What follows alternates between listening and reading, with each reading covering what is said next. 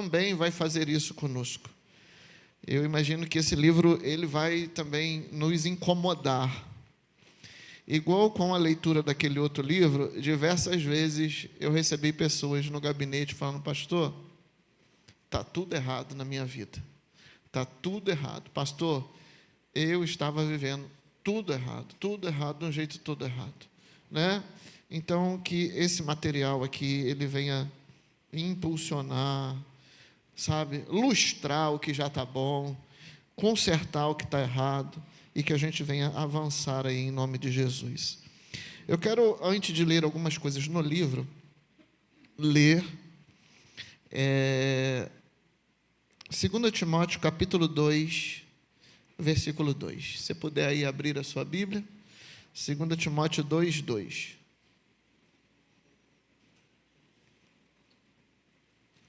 2 Timóteo capítulo 2, versículo 2. Outra coisa, tem vários irmãos chegando perto de mim falando: pastor, eu já fiz o Pix do pagamento da igreja. Acho que eles estão achando que eu sou polícia de Jesus aqui na igreja, que eu estou indo atrás, estou investigando quem pagou. Não, irmão, você faz o pagamento do livro, está tudo bem, não precisa falar comigo, está tudo certo. Está tudo certo. Né? Nós entregamos o livro dessa forma, estamos fazendo dessa forma, porque nós estamos diante da igreja de Jesus, amém, irmãos? Da igreja de Jesus. Se a gente precisar ficar anotando tudo o nome para ver se você vai pagar ou não, pelo amor de Deus, acho que nós estamos errados aí, nós não estamos lendo a Bíblia, não. Né? Então, 2 Timóteo capítulo 2, versículo 2 diz: e o que de minha parte ouviste através de muitas testemunhas, isso mesmo transmite a homens fiéis e também idôneos para instruir a outros. E o que de minha parte ouviste através de muitas testemunhas, isso mesmo transmite a homens fiéis e também idôneos para instruir a outros. Então vamos lá, 3 voluntários aqui rapidamente: voluntário Gabriel, voluntário André e voluntário Rick. Não, 3 voluntários. 3 voluntários. Pode vir com café, não tem problema não. Pode vir com café. Deixa o texto ali, irmãos, por favor, a projeção do texto. Aqui, Gabriel, aqui no meio. Rick, fica mais ali assim. André, aqui no meio. Vai ser rápido, eu não vou ocupar muito vocês, não. O que de minha parte, Paulo falando, para Timóteo, ouviste, entre muitas testemunhas, transmite a homens fiéis, idôneos, pô, botei André, fiel e idôneo, para que eles possam transmitir a outros. Olha aqui, irmãos, podemos, é um artista, né? Podemos dizer que nesse versículo aqui, ó, de 2 Timóteo 2, 2, podemos dizer que há aqui 4 gerações, Gutão. Paulo, velho de guerra; Timóteo, um jovem, transmite a homens, não qualquer um, não é qualquer um André, tem que ser um Aguilar, e esse Aguilar transmite a, olha aqui, ó, 4 gerações. Esse livro, obrigado, vamos aplaudir, olha, gente, muito bom eles, gente, muita habilidade, muita capacidade teatral, é muita coisa, é uma coisa assim, constrangedora até. Aquele circo de Solé, nada. Esse livro, ele, dentre tantas coisas, do início ao fim, ele vai tratar dessa questão aqui, desse compartilhar da palavra. Porque poucos de nós fomos desafiados a viver isso. E nós precisamos ser desafiados a viver isso. Nós aprendemos ao longo de uma vida cristã, e eu estou falando de mim, talvez o irmão não, de que na minha igreja deveria ter uma pessoa responsável pelo evangelismo da igreja. E essa pessoa chamava mais um, e de vez em quando saía com 3, 4, 5, 10, e essa pessoa iria fazer o evangelismo da igreja. Era o chamado de ministério de evangelização. Mas isso não é bíblico. O Senhor mandou todos nós sermos aqueles que vamos entregar a mensagem, cuidar de alguém, discipular alguém, falar do amor de Jesus a alguém. Você pode dizer amém, irmãos? Então, essa não é uma responsabilidade de quem está na igreja e recebe um salário por estar trabalhando na igreja. Essa não é uma responsabilidade dos diáconos, essa é uma responsabilidade de todos nós, de todos que um dia falou: Jesus, eu preciso que o Senhor seja o meu Senhor, o meu Salvador. Então, essa é a responsabilidade de todos nós. Eu falei na quarta-feira aqui de uma menina que ela fez 15 anos. Então, os pais que têm dinheiro, muito dinheiro, bastante dinheiro, muita quantidade de dinheiro, faz uma festa de 15 anos, né? E aí, o que a menina queria no aniversário de 15 anos dela? Que o aniversário de 15 anos dela fosse sexta, sábado e domingo. Escuta bem, presta atenção. Mas que o aniversário dela fosse um encontro com Deus. Todas as amigas, colegas, todo mundo que foi, tinha ministração, louvor, oração, sexta, sábado, o dia inteiro e domingo. Esse foi o aniversário da menina. Esse foi o coração dessa menina para o aniversário dela.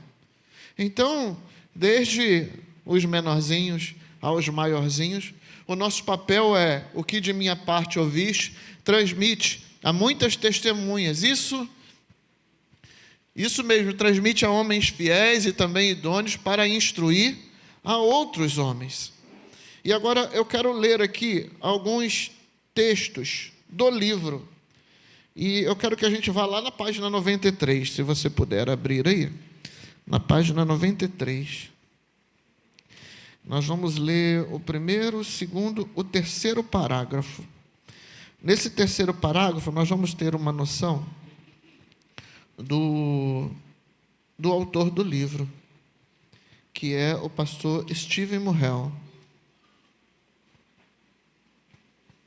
Página 93.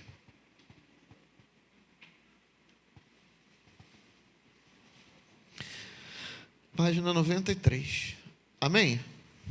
Quem está com o livro aí, olha bem. Terceiro parágrafo da página 93 diz: mal sabia eu. Você viu aí? Mal sabia eu. Aqui, irmãos, a gente vai ter uma noção da formação do pastor Steve. Ele fala aqui, ó: mal sabia eu que 2 alicerces fundamentais de minha vida cristã estavam sendo estabelecidos. Ambos se tornariam, com o passar do tempo, os principais ingredientes da receita da Victory Manila, que é o nome da igreja. O poder, aí ele começa a falar aqui dos ingredientes: o poder e a presença do Espírito Santo, que aprendi em Betel, uma igreja lá, combinado com o discipulado sistemático de pequenos grupos, centrado em Cristo e baseado na palavra que recebi na primeira igreja presbiteriana, se tornariam 2 elementos essenciais e inegociáveis da Victory. Eu sou grato por Deus ter me salvado de maneira soberana através da igreja presbiteriana, e depois de ter anunciado uma experiência carismática, cheia do Espírito, baseada e fundamentada completamente bíblico. Amém, irmãos? Então aqui, o crescimento cristão do pastor, a formação cristã do pastor foi na igreja presbiteriana, E no período que ele estava estudando, ele conheceu, através de uma pessoa, a igreja Betel, que era uma igreja que o culto tinha hora para começar, mas não tinha hora para... Conhece isso, irmã Vanessa, irmã Jéssica? A igreja, o culto tinha hora para começar, mas não tinha hora para terminar.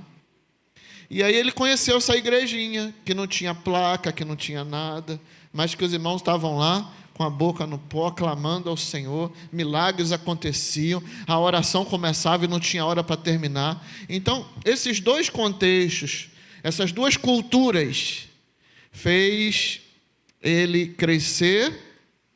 E quando ele foi para o campo missionário e que ele fundou lá a igreja Victória, em Manila, esses dois pilares, esses dois fundamentos, foi o que ele levou para essa igreja. Uma igreja que cria nos dons, uma igreja carismática, uma igreja que cria no mover do Espírito Santo, mas uma igreja também que amava e fundamentada na palavra. Você pode dizer amém? Então, esse é o perfil do pastor Steve. Página 98, quero dar uma olhadinha aqui na página 98. No finalzinho ali do primeiro parágrafo. Finalzinho do primeiro parágrafo, diz assim, ó. O segredo de seu poder, você conseguiu achar aí? O segredo do seu poder, finalzinho do primeiro parágrafo. O segredo do seu poder é a compaixão que sentem pelos perdidos. E aí ele diz: qualquer igreja que ame as pessoas, o que diz aí, irmãos? Perdidas. Qualquer igreja que ame as pessoas perdidas e ore por elas, como fazem em Colômbia, em Bogotá, crescerá. Não importa o sistema de discipulado que usem. Então, em vez de copiar seu programa, seu vocabulário ou seu sistema, tentamos captar seu espírito. E qual era esse, irmãos? Amor pelos perdidos. Esse parágrafo aqui fala que o pastor Steve mandou, acho que 2 pastores em Bogotá, porque a igreja em Bogotá, 100 mil membros. E ele foi lá para poder entender qual era o discipulado, como que eles trabalhavam, o que eles faziam, o que eles não faziam. Foi lá para entender qual é o mover do Espírito Santo nessa igreja. E aí esses pastores, o relatório desses pastores que foram lá foi esse. A questão que eu estou vendo aqui não é o discipulado, o jeito de fazer os pequenos grupos, ou isso, ou aquilo, o jeito de trabalhar com as células, não é isso. A questão é que eles amam os perdidos. Eles se importam com o perdido. Eles oram pelos perdidos. E nós não estamos agora aqui, irmãos, falando de uma evangelização? Nós não estamos aqui vivendo evangelização na IBCB de segunda a segunda através das células? Queria que a gente orasse aqui agora, em nome de Jesus. Eu queria que você orasse agora, para que o Senhor enchesse o seu coração, incendiasse o seu coração de amor pelos perdidos. Eu sei que você tem que cuidar do seu umbigo. Eu sei, todo mundo tem uma vida para cuidar. Mas quem evangeliza, quem ama os perdidos, não é porque não tem nada para fazer, é porque eles querem viver isso para a glória do Senhor. Amém, irmãos? Queria que a gente orasse agora. Abaixa a sua cabeça agora em nome de Jesus e fale com o Senhor: Senhor, eu preciso amar os perdidos. Senhor, eu preciso amar o que o Senhor ama. Eu queria que você falasse com Deus agora: Senhor, eu quero me importar com o que o Senhor se importa. Fala com Deus: eu não quero viver uma vida só para mim. Eu não quero viver uma vida só para fazer as coisas que eu quero fazer, do jeito que eu gosto de fazer. Senhor, aumenta esse fogo de amor pelos perdidos. Move a minha oração pelos perdidos. Senhor, me leva a orar pelo meu vizinho que ainda não é crente. Senhor, me leva a orar pela minha colega da escola que não é crente. pelo meu colega de trabalho, me leva a evangelizar essa pessoa, Pai, em nome de Jesus. Em nome de Jesus. Em nome de Jesus. E o que de minha parte ouviste, transmite, para que eles possam transmitir a outros. Senhor, em nome de Jesus, nós queremos viver a sua palavra. Nós queremos viver a sua palavra. Senhor, coloca perto da gente um monte de enguiçado, para a gente falar do teu amor para eles. Um monte de pessoas que não têm Jesus como seu Senhor e seu Salvador, para que a gente possa testemunhar do que o Senhor tem feito e o que o Senhor pode fazer na vida deles, Pai. Senhor, em nome de Jesus. Amém, Senhor Deus. E amém. Ainda no livro, página 93, nós já lemos 98, nós já lemos um pedacinho, página 99. Lá em cima, no primeiro parágrafo, na página 99, tem uma partezinha na segunda linha que diz assim: a cultura está mudando tão rapidamente. Você já achou aí na página 99? A cultura está mudando tão rapidamente que permanecer relevante requer nossa atenção constante. Se nos distrairmos, concentrando-nos na mecânica de nossos próprios esforços e não na questão cultural, nos tornaremos irrelevantes em um piscar de olhos. Você sabe o que alguns pastores falam, comentam? Que se algumas igrejas não mudar a sua cultura, não se adequar à cultura à nossa volta, não estou falando de ser mundano, não tem nada a ver com isso, esquece isso, nada a ver ser uma igreja, nada disso, mas mudar a sua forma de abordar, sabe, a liturgia do seu culto, a sua música. Algumas igrejas vão fechar, porque elas não estão comunicando mais com quem está lá fora. Elas não estão comunicando mais com quem está lá fora. Elas não falam mais. Você já percebeu que muitas coisas que eram comuns se fazer lá no passado, hoje quase nenhuma igreja mais faz? E daqui a algum tempo, vai ter que mudar também muitas coisas. Muitas coisas. E se a igreja não comunica, irmãos, se as pessoas lá de fora não param para ouvir, essa igreja ela se tornou irrelevante. Irrelevante. E aí, por que algumas igrejas estão, batizando 300, 500, 600 pessoas por ano? Por que Steve mandou uma dupla de pastores ir lá em Bogotá para poder ver por que essa igreja está crescendo tanto, estão ganhando tantas almas para Jesus? A gente precisa ter a humildade, irmãos. Humildade. Senhor, eu não quero que as coisas sejam do meu jeito, eu quero que as coisas sejam do seu jeito. Quando Jesus esteve aqui, ele falou exatamente do jeito que as pessoas iriam conseguir entendê-lo e ouvi-lo. Se Jesus estivesse hoje aqui, no seu ministério terreno, ele não está, mas nós estamos, como embaixadores dele, ele iria falar, ele iria se vestir, ele iria estar, ele iria se comunicar, de forma que as pessoas iriam entendê-lo, ouvi-lo, parar para poder ouvi-lo. Então, assim, vivemos num tempo diferente, vivemos num contexto diferente. Eu nunca imaginei na minha vida essas luzes aqui, esse canhão aqui, de luz aqui.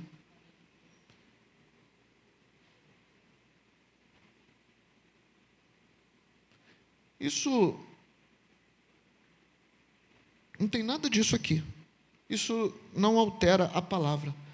Mas, irmãos, se eu colocar aquilo dali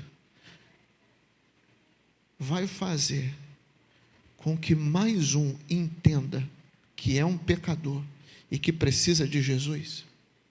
E aí hoje a gente vê igrejas dos surfistas, e eu e você, eu não surfo, eu nunca vou conseguir me comunicar com o surfista. Mas o surfista precisa de Jesus, irmãos. Ele precisa do Salvador Jesus.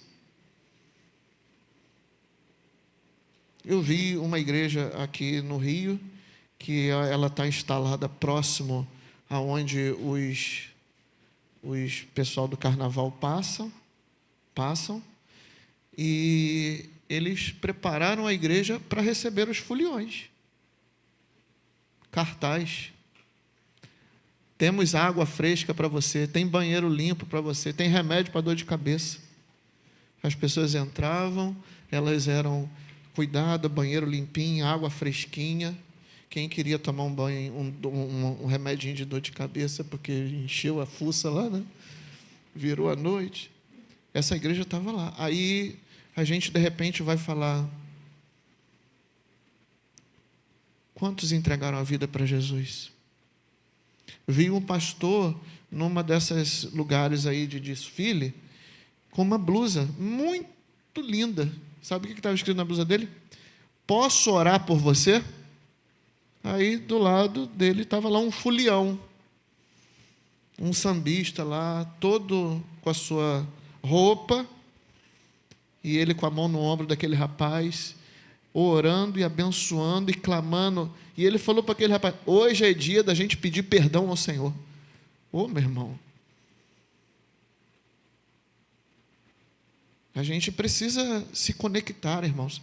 Não é ser mundano, não é rasgar a Bíblia. Nada disso, nada disso, nada disso. Sabe? Nada disso. Até porque essa roupa aqui não diz que eu estou santo. E nem você. Então, o que o autor aqui do livro fala é da gente estar conectado, sabe? Conectado. O que a gente pode fazer? Aonde a gente pode se conectar com a nossa cultura aqui, da nossa região, o que acontece, que a gente possa não fazer do evangelho virar uma água rala. Não. É a gente tirar o pecador e trazer para cá, ele entender que Jesus perdoa os pecados. É isso.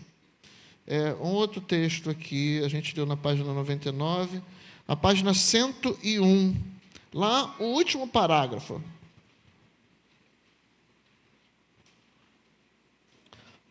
Eu vi um vídeo de um pastor, ele estava falando que por causa dessa teologia da prosperidade, onde se fala que todo cristão tem que ser rico, todo cristão... A Débora não é dessa teologia, não. Embora ela sempre fale, Débora Leandro, que todo cristão tem que ser rico, não pode passar por necessidade, porque nós somos filhos do rei, e que não sei o quê. E por causa dessa baboseira, muita gente entendida deixou de caminhar na igreja. Deixou. Porque é uma pedição de dinheiro, você já viu isso? É uma pedição de dinheiro sem fim, sem fim, sem fim, sem fim, sem fim, sem fim. Muita gente saiu da igreja. Você sabe como que essas pessoas estão voltando para o evangelho? Brasil, Europa, por causa dos pequenos grupos, por causa das células. Ali elas estão se sentindo amadas, cuidadas, pastoreadas. E elas estão se abrindo de novo a voltar a congregar, a voltar a estar com o irmão. Algumas estão com muita dificuldade com a igreja local, mas já estão caminhando nas células, nos pequenos grupos, porque ali está sendo amparado, cuidado, ali tem oração, ali tem louvor. Então a gente precisa estar atento à forma de fazer as coisas. Na página 101, lá no último parágrafo, lá embaixo. O que faz com que continuemos a nos esforçar, resolver problemas e buscar a Deus sobre o que podemos fazer para melhorar? O que nos faz? O que faz com que a gente continue? É o fato de que estamos comprometidos com gerar discípulos. Você pode dizer amém, irmãos? Não estamos comprometidos com sermos grandes ou pequenos, Nosso compromisso não é alcançar políticos, atletas ou atores, pessoas ricas, pobres ou inteligentes. Não estamos comprometidos com prosperidade, influência política, popularidade ou fama. Não nos propusemos a formular e implementar uma estratégia de discipulado para ver se funcionaria. O que nos mantém nisso não é meramente um compromisso de longo prazo, mas um compromisso, o que diz aí? Para toda a vida. Vão, pregam o evangelho, façam discípulos de todas as nações, batizando eles em nome do Pai, do Filho e do Espírito Santo. Essa comissão, que a gente chama da grande comissão, ela é dita para todos nós. A primeira igreja batista do Recreio, eu estou citando igrejas batistas, né? Que é a nossa cultura, né? A primeira igreja batista do Recreio e tantas outras igrejas, quem batiza as pessoas lá no batistério, no dia do batismo, é aquela pessoa que ganhou aquela pessoa para Jesus, que discipulou, que caminhou com ela. Não é o pastor Wander. E nenhum dos outros pastores daquela igreja, com não sei quantos mil membros. É aquela pessoa que ganhou para Jesus. É o que está aqui. Vão e façam discípulos, batizam em nome do Pai. É a grande comissão. Aqui não diz que uma parte dessa grande comissão é para mim e a outra é para você e a outra é para você. Não, é para todos nós. É para todos nós. Sabe? É um compromisso vitalício. Vitalício. Página 145.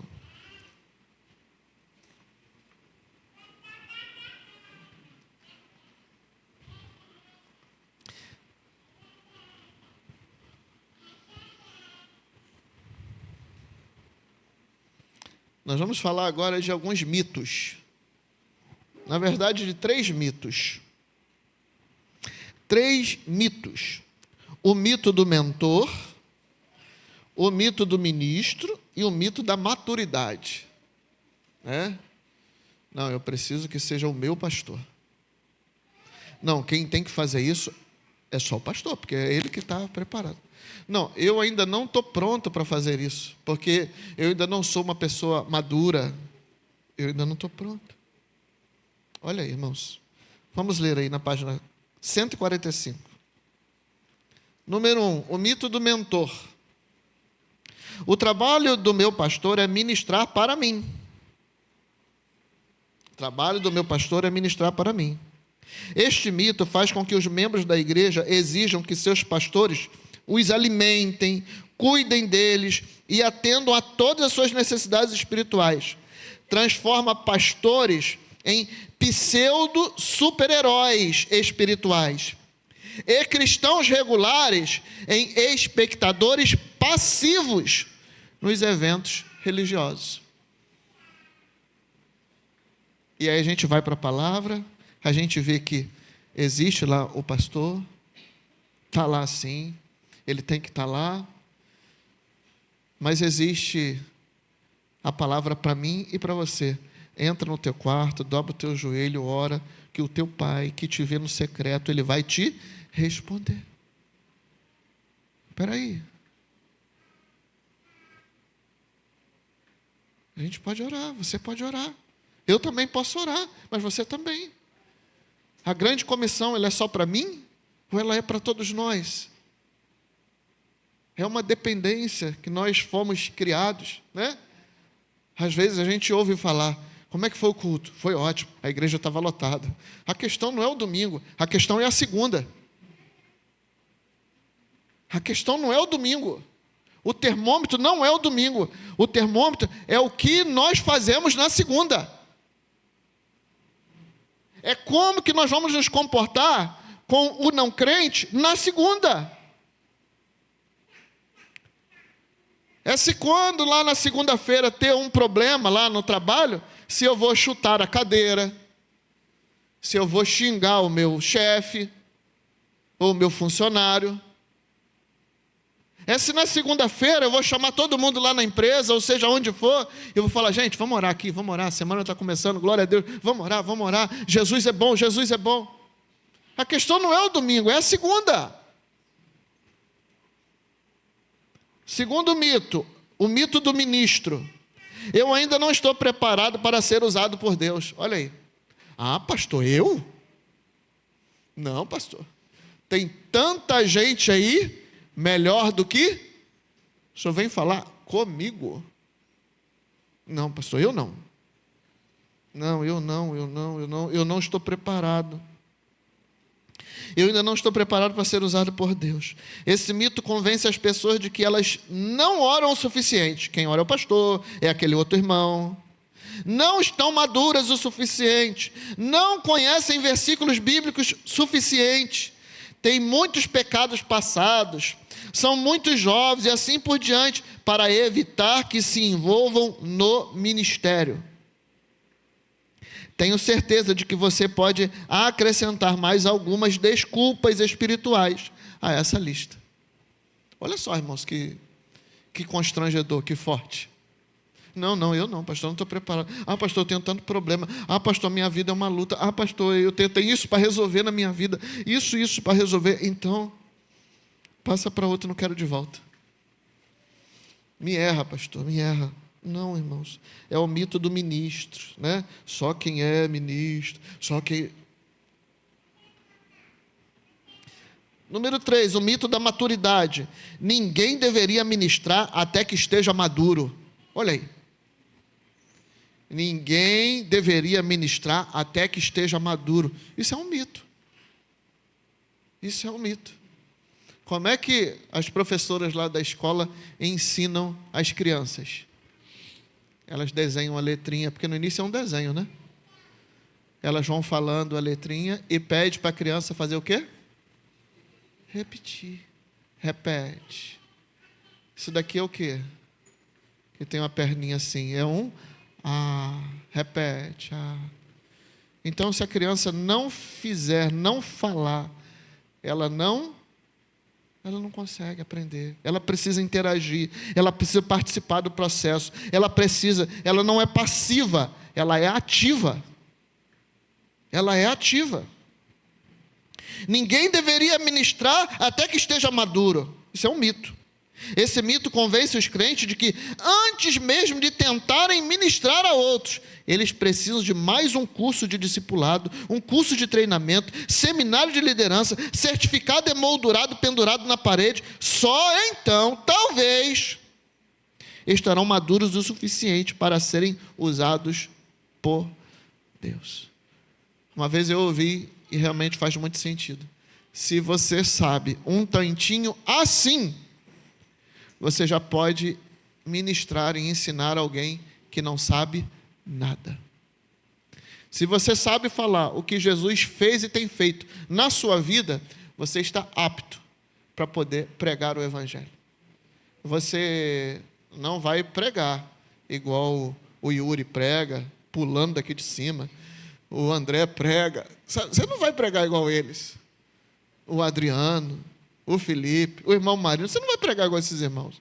Mas o Senhor vai usar os seus lábios. Você pode dizer amém? O Senhor vai usar os seus lábios.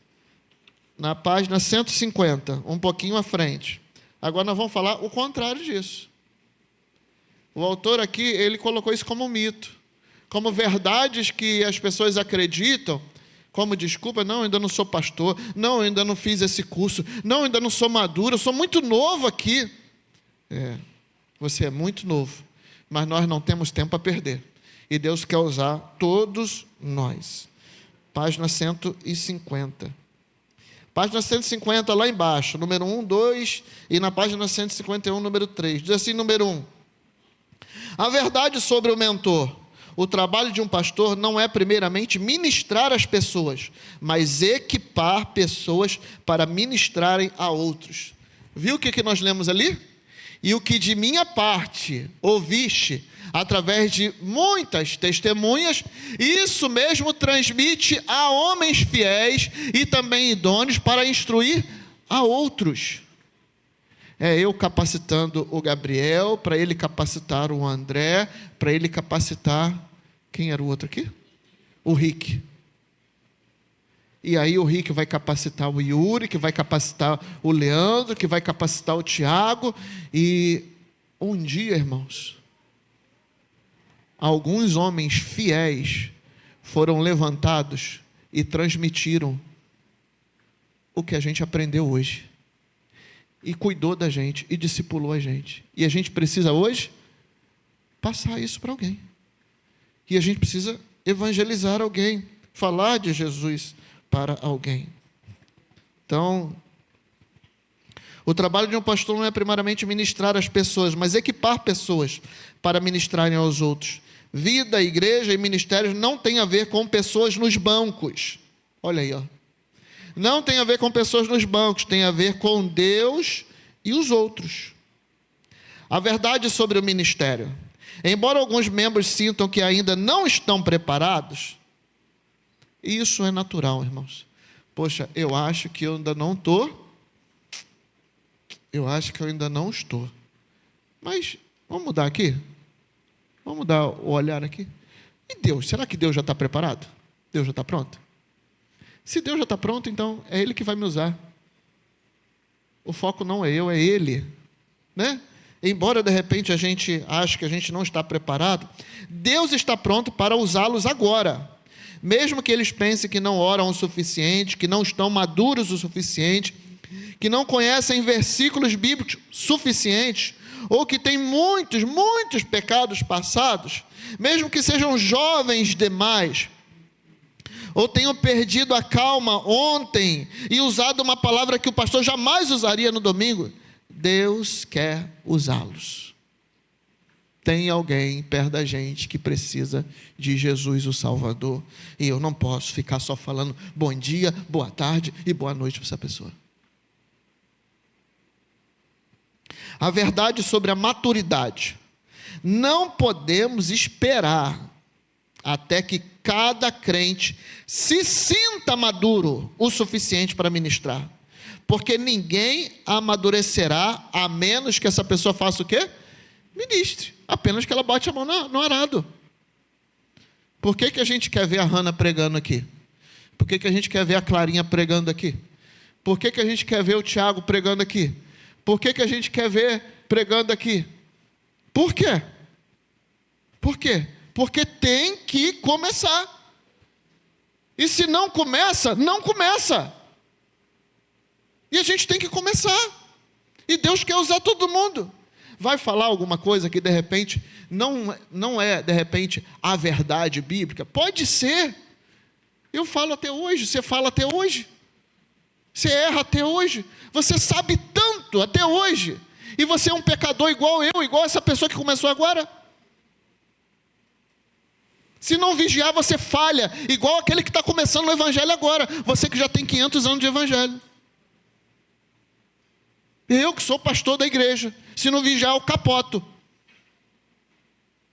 Então, esse mito da maturidade, até quando? Até a pessoa vai se sentir madura. Então, a menos que ela comece logo. É como o paradoxo da galinha e do ovo. Qual vem primeiro? Ministério ou maturidade? Segundo a Bíblia, o ministério vem em primeiro lugar. Lembre-se, aí aqui tem 11, 12, depois 13, é uma brincadeirinha, um negócio que ele conta na leitura do livro que vocês vão ver. Tá bom? Quem está entendendo até aqui? Quem está achando que vai ser confrontador o livro? Que vai ser confrontador, que vai mexer com a gente. Sim, irmãos. Se não for para mexer com a gente, não vale a pena. Se não for para tirar a gente do sofá, da Netflix, sabe? Tem gente que só quer ficar indo para a praia, irmãos. Tem gente que vai na cachoeira lá do Bicão uma vez e já fala, eu quero ir de novo. E só quer ir em pescaria agora, pescaria. Eu gostei da pescaria, fui pescar, eu gostei. Você sabe por que eu gostei? Porque tinham não crentes lá. E a gente orou no início, a gente brincou, deu bom testemunho lá, sabe? Amigos lá do Spala, né? Não é isso, Alexandre? Aqueles dois moços, senhores lá. Eu não sabia o nome de nenhum dos dois ali, eu não sabia porque eles se pareciam, né? Eu não sabia, tipo Rafa e Gabi. Eles se pareciam. Irmãos, Esse ano, eu quero crer que ele é um ano de um crescimento exponencial. De um crescimento exponencial para todos nós. Crescimento aqui dentro, crescimento em número aqui. Crescimento, crescimento e crescimento. Esses dias eu ouvi falar de uma igreja que 5 minutos, 10 minutos antes do culto começar, já tem 300 pessoas na fila esperando abrir a porta para o culto, para elas poderem sentar aqui na frente. Para elas poderem sentar aqui, nos bancos mais da frente. Vidas restauradas significa vidas salvas, significa casamentos sendo restaurados, significa empresas sendo restauradas, significa famílias, filhos sendo restaurados, porque o Evangelho, ele não somente salva a gente, ele restaura a gente. A aparência de mato seco, ela é mudada para uma aparência de um verde vivo, porque Jesus está conosco. O que de minha parte ouviste, transmite a pessoas fiéis, idôneas, que vão compartilhar, que vão transmitir a outras pessoas, e essas depois vão transmitir a outras pessoas. E o Evangelho chegou a Bangu, chegou a cada um de nós, e precisa chegar a alguns outros lugares. Esses dias, eu encontrei uma jovenzinha. Ela já é casada, já tem filhos. Eu falo dessa forma porque a gente viu tão adolescentezinha assim, sabe? E aí eu e Rose encontramos ela na academia e ela perguntou: como que está sua irmã, a Grazi? A minha irmã fez uma cirurgia há uns 20 dias, 30 dias atrás, de um câncer de mama, algo bem sério, bem grave, bem importante. E ela perguntou: como que está sua irmã? Eu falei: ela fez a cirurgia, está tudo bem, não sei o quê, não sei o quê, não sei o quê, não sei o quê. Aí eu encontrei com a minha irmã, comentei: tive com fulano, ela mandou um abraço para você, disse que está orando pela sua vida. E aí a minha irmã disse que ela disse a ela: estou fazendo igual você fez comigo. Não sei porquê. Eu pego as pessoas e levo para a igreja. Porque ninguém era crente, ninguém, nem essa menina. Hoje, todo mundo é crente na casa dessa menina, porque um dia a minha irmã pegou ela e começou a levar ela para a igreja, levar ela para o culto. Ela era pré-adolescente, adolescente, e ela ia com a minha irmã para o culto. E aí ela falou para a minha irmã: estou fazendo igual você fez comigo, eu levo um monte de gente para a igreja. E um monte de gente na casa dela, na família dela, hoje serve ao Senhor Jesus, porque começou com essa menina que alguém levou ela para o culto. Alguém levou ela para o culto. Hoje tem culto de 5:30 da tarde, culto da tarde, e o culto da noite. O culto da noite tem tido uma boa cooperação. Às vezes a igreja está lotada. O culto de 5:30, nem tanto. Sabe? Talvez, se você não tem vindo à noite, pensa em trazer alguém hoje para o culto da noite, alguém que precise de Jesus, um vizinho, um amigo, um parente. Pega esse cartãozinho aí, que tem uma mensagem para você, leva para essa pessoa, dá para ela e convida ela para vir no culto logo mais. Traz essa pessoa. Depois do culto, paga uma pizza para ela e me chama. E vamos, irmãos, vamos. O reino dos céus, ele é conquistado com esforço. Eu não posso ficar assistindo. Eu não sou passivo nesse processo. E nem o irmão é. Sentado aqui, ó.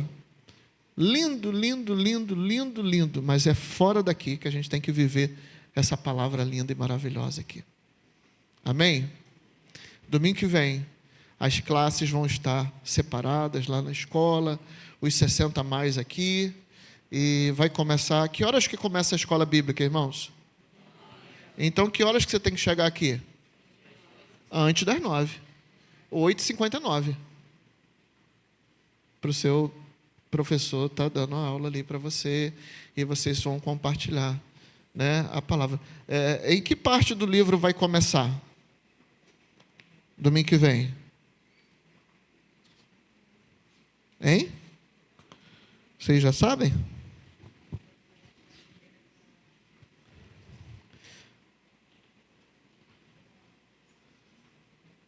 É a introdução. Páginas de 21 a 29.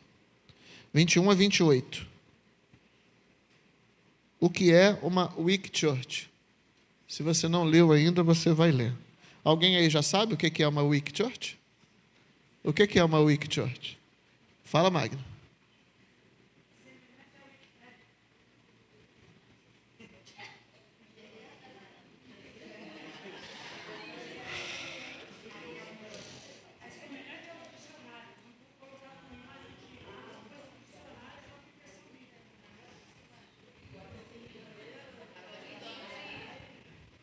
O que é uma Weak Church? Hã? Oi? Hã? Eu não escutei, irmãos. Hã?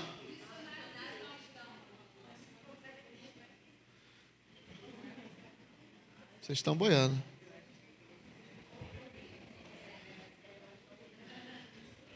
O que é uma Weak Church? Uma Weak Church, irmãos, que é o nome do livro, Weak Church. Sabe o que quer dizer? Irmãos, é uma igreja que não perde tempo, que é rápida na resposta, que não quer demorar, que quer fazer a coisa fluir, que quer usar todo mundo, que ninguém é melhor do que todo mundo, do que alguns. Deus quer usar todo mundo e a gente não pode perder tempo. A coisa tem que ser fácil, tem que fluir. Jesus falou, vão por todo mundo e pregam o evangelho. Ele falou isso só para a irmã Heloísa? Ele falou só para o Daílson? Ele falou só para a Rose? Ele falou para todos nós. Então nós precisamos ser dinâmicos, rápidos, nós precisamos fluir, nós não temos que ficar esperando os outros, né? Por exemplo, que horas que vai começar o evangelismo lá no shopping? Então que hora que você tem que estar lá? 3h29. E chega lá, você tem que... alguém tem que dizer que eu já posso entregar um papel desse aqui. Não, você já tem que sair de casa entregando.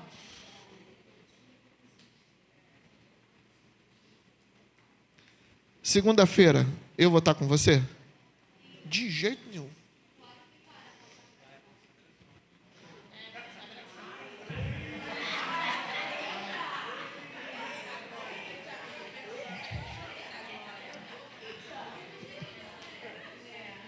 Você foi horrível agora. Porque não foi isso que eu quis dizer. Segunda-feira de manhã eu vou estar com você. O irmão Marino vai estar com você na segunda-feira de manhã? Para falar, irmão, ora, lê a palavra, Deus vai falar contigo.